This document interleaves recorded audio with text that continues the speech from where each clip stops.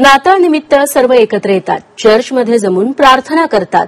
या एका सणासाठी संपूर्ण कुटुंब एकत्र जमतं. जगाला शांती आणि प्रेमाचा संदेश देणाऱ्या येशूचा जन्मोत्सव सध्या सुरू आहे. यानिमित्त वसई धर्मप्रांताचे नवनियुक्त बिशप थॉमस डिसूजा यांच्याशी संवाद साधलाय आमच्या प्रतिनिधी श्वेता भालेकर परब यांनी.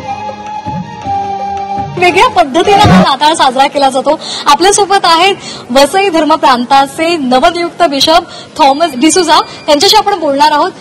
थॉमस जी, काय पद्धतीचं वैशिष्ट्य आहे वसईमध्ये, कशा पद्धतीचा नाताळ साजरा केला जातो आणि नाताळ सणाच्या माध्यमातून तुम्ही काय संदेश द्याल?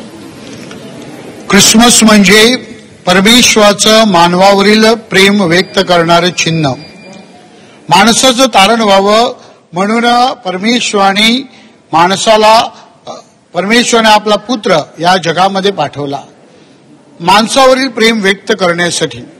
आज प्रेमाची व्याख्या ही वेगळी केली जाते, मात्र परमेश्वराने माणसावर नितळ प्रेम केलं, सख्ख आणि खरं प्रेम केलं आणि त्याच प्रेमाचं प्रतीक म्हणून हा ख्रिसमसचा सण आहे.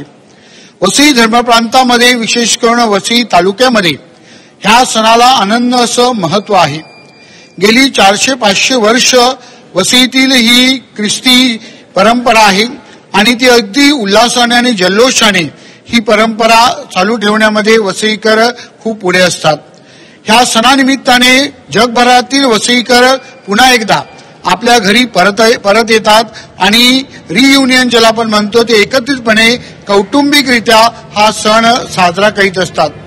या सणाद्वारे सर्व लोक एकत्रितपणे आनंदाने, हौशेने, मौजेने आपला हा सोहळा साजरा करतात व परमेश्वराच्या प्रेमाचा अनुभव जो त्यांना आलेला आहे तो दुसऱ्यांना देण्याचा प्रयत्न करतात. आपण पाहिलेलं आहे अशा पद्धतीने आनंदात आणि एकोप्याने ही सगळी मंडळी इथे नाताळ सण साजरा करत आहेत. कॅमेरामॅन श्रीनिवास सह मी श्वेता भालेकर परब, झी 24 तास वसई.